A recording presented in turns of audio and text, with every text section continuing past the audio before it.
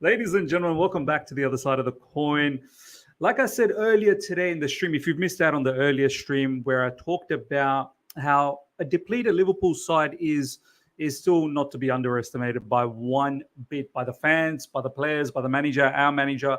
No one can underestimate. They're still, for me, are the clear favourites for the Carabao Cup. So check that particular video out earlier today. And I said in that video that later on tonight, when I drop this particular video, I do want to watch Sporting play young boys, and I really want to focus on Gyokeres and Amorim, Osman Diamende. We're connected with Sporting a lot. We want to buy Sporting as one of the multi-club model clubs that we want to insert into that particular model. So look, this is the first time I properly watched Sporting this season. This is the first time I properly watched Gyokeres. So I do understand I'm not making a grand statement out there that this is what needs to happen right now. I just want to share what I saw. And I think a lot of you guys already feel about this player in this manner anyway. It's just I'm starting to see what some of you guys are seeing. And I want to see a lot more of Gyokeres down the track. Now, look, if you've already watched that game, obviously finished 1-1, Young Boys versus Sporting. Sporting go on to the next round in the Europa League. Firstly, let's start with Gyokeres. Then we're going to talk about the manager because he's also linked with us, and Osman Diamende is also linked with us. First, let's talk about Gyokeres. Gyokeres, ladies and gentlemen, I'm quietly surprised, I have to say. I know it's Young Boys, but then again, Young Boys, they're not some sort of a, easy, as I always say, Mickey Mouse club. Obviously, they're not in the caliber of the Premier League clubs, of course, but Young Boys have actually done some sort of damage in the Champions League previously. I remember them beating Man United and so on and so forth. So they're quite an okay side. Gyokeres, I have to say, very, very good link-up, hold-up play. Excellent in terms of pressing. So everything that Poch probably wants from a striker up front in terms of intensity and pressing up front, being able to hold the ball up, being able to link other players in, he's got it all. The other factor is he's quite mobile across the front three. Yeah, he plays as a striker, as a number 9, but he can drift on the right, he can drift on the left, and he's got an eye for an assist. There was a clear-cut assist in this particular match that he should have got. I think it was for Edwards, I believe. I can't believe he missed that particular chance. He should have scored that. That was point blank range. It was put on the platter for him, and he missed it. And the goal he scored, the first goal of the match, it was a clean finish. He receives the ball, takes a couple of touches to make himself comfortable, and he shot it with his left foot. Now, he took the penalty later on in the second half when another Sporting player won the penalty. He took that with his right foot, although he missed it, which is a bit of a cross on him. But look, nonetheless, that kind of stuff can happen. Penalties, people think it's so easy. It's not that easy all the time. But taking that aside, it looks like he can shoot with both right and left because the finish earlier on was with his left foot, and it was an emphatic finish, to be honest. So, look, very, very impressed with Gyokeres off the back of this match. As I said, I need to watch a lot more of him, but I understand why Chelsea scouts were excited about him. He's got a bit of physique about him. He's got a bit of size. Now, I want to share a few things why this might make a little bit of sense. So let's check this out, ladies and gentlemen. I did a little bit of research, right? First research was, as I said, I've always been saying in recent times, 3 criteria have to be met in order to buy a player under this new regime. 1, wages.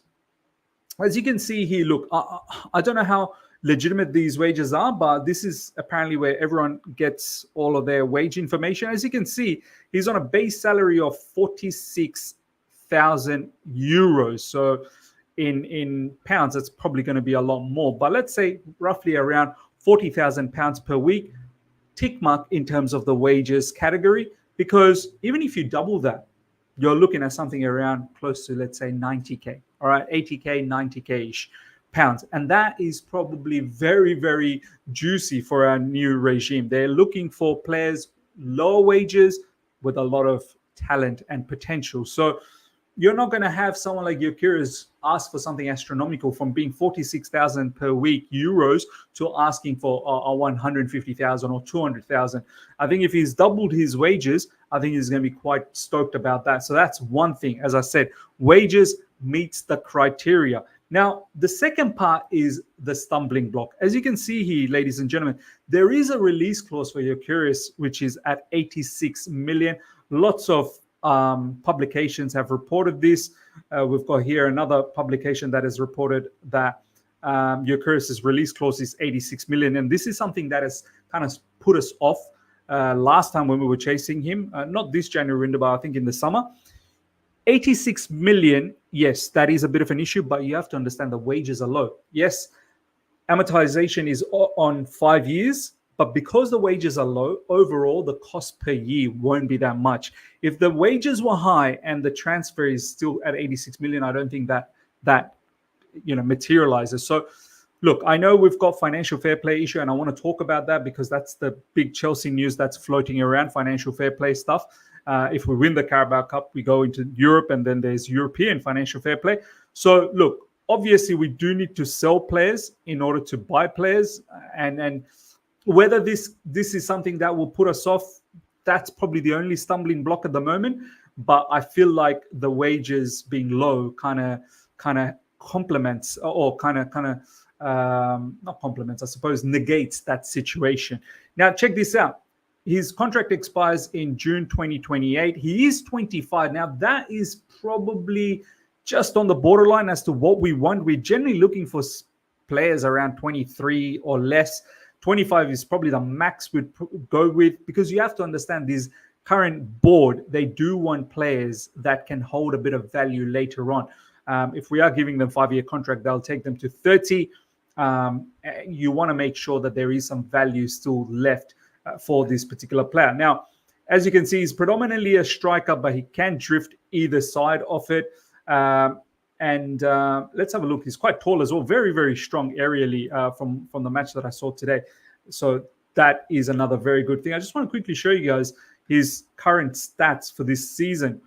Overall, 31 matches played, 28 goals, 11 assists. So this guy is not just about goal scoring. He's got an eye for assists that I mentioned earlier on this video. 16 goals in Liga Portugal, 4 goals in Europa League, and then you've got the other cup matches as well. So look, ladies and gentlemen, is a particular player to look out for. It's a particular player I need to see a little bit more, because I think there's something about him. Now, let me know in the comment section what you think about Viktor Gyokeres. I think he fits if Pochettino does stay. And even if he doesn't stay, and if we go for someone like Amorim, he'll know exactly how to deal with that particular player. He's a very mobile, very busy, very active, and has got a lot of energy and intensity about him. So it fits exactly what we want to do. Now, in regards to Amorim, he's got a very nice structure, predominantly a 3-4-3 kind of situation. Very, very compact, very tight defending. Every line is very close to each other.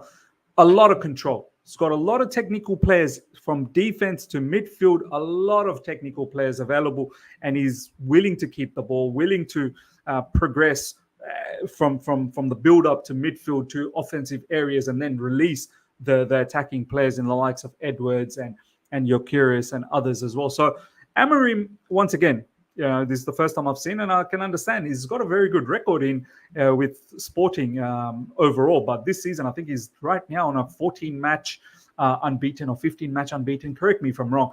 He's an interesting prospect to look out for in terms of the managerial situation if it does change next season. So Amorim, look, as I said, we're linked with Gyokeres. We're linked with Ousmane Dembele, who also had a very, very good match.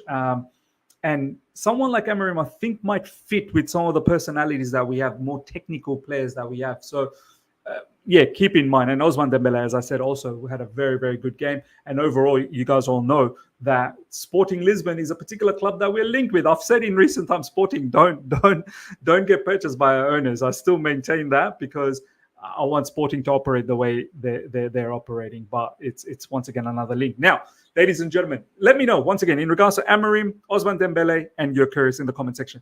Last but not least, ladies and gentlemen, a little bit of Chelsea-related news. This comes from Liam Toomey. Now, if you guys remember, let me just go through this news first. Liam Toomey goes, Chelsea want to win the Carabao Cup this weekend, but can they actually afford to play in the Conference League next season? A look at the bizarre considerations their transfer spending has introduced, with insight from Kieran Maguire. Now, I don't know if you guys remember, last week we did a members calling. Do check that episode out. Let me see if I can actually bring that episode out. Let me actually show you guys if I can show you on the screen. Just bear with me for a second, ladies and gentlemen. All right. So it was, let me go on the live. So that was the live streams. This one that we did right there.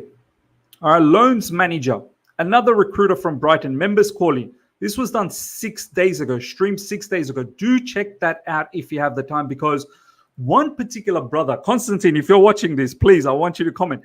Constantine was dropping some big commentary in regards to this particular news 6 days ago. Constantine was the first one to say in this particular channel, in the members calling, that Chelsea, if they win the Carabao Cup, there will be another issue of being in Europe and maintaining the rules and regulations of financial fair play in Europe. Conference League is part of Europe. So look, as much as us fans, we want a silverware. Of course we do. We want to beat Liverpool.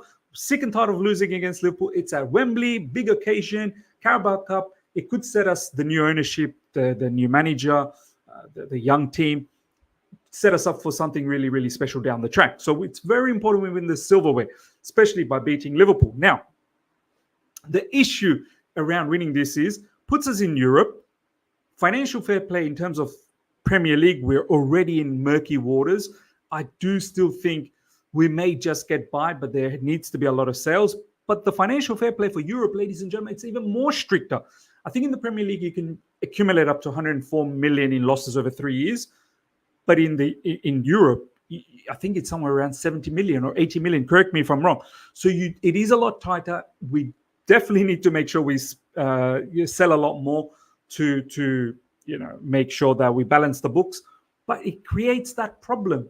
It creates that extra bit of problem. So this is something that Constantine was saying, and that's one thing. The other thing is some of our players, their wages, they have a bonus for playing in Europe. So that will be triggered as well. It's not that we don't have the money as a club. Our owners have the money. It's about not making enough revenue to offset the expenses. This is the issue with financial fair play, the sustainability rules.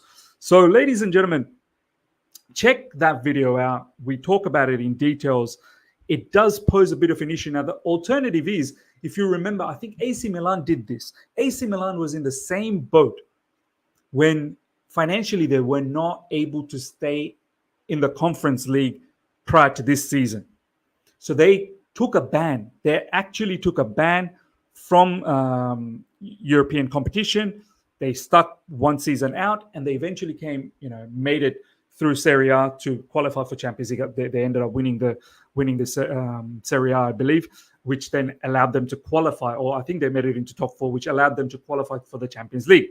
So not trying to scaremonger or anything, but I think a points deduction from the Premier League's point of view, or a ban from playing in European competition, might be looming for Chelsea Football Club next season. This is why. And the other factor for Conference League is, ladies and gentlemen, there's not enough money. Conference League is not for clubs like us. I think the winning team gets about 15, 16 million. That's just not enough. People talk about TV. That those matches are going to be televised. There's not that much money in Conference League. You're not going to get that much TV, revenues coming from Conference League. Not many people watching it. This is why it's important for a club like Chelsea to always make it to Champions League. I don't even think Europa League will cut it, even though that has some sort of prestige about it. But in terms of money, in terms of revenue and your outlay, what you're doing with wages and the financial fair play rules and regulations that you need to meet, it probably doesn't even make sense for us to make it into Europa. But this is the situation the club's at the moment financially. This is why, ladies and gentlemen, I think in the summer, brace yourself. There will be a lot of players that will have to be sold. Whether we like it or not, players will have to be sold. So check that video out. Let me know your thoughts about this financial situation, this mess that we're in. It's crazy. But I still want to win. I still want to win the Carabao Cup. We'll see what happens down the track after that. Smash up the like button. If you're here for the first time, subscribe. Hit the bell notification to stay in touch with all my content. Until next time, everyone. Take care and see ya.